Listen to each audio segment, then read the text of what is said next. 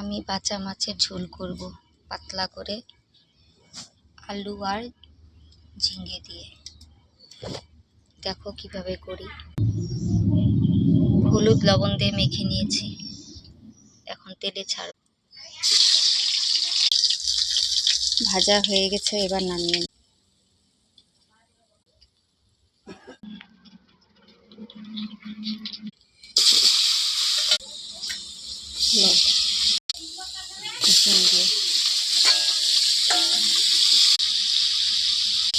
লঙ্কা আর জিরে বাটা, তার মধ্যে আমি হলুদও দিয়ে দেবো এক চামচ। মশলাকে দিয়ে দিব,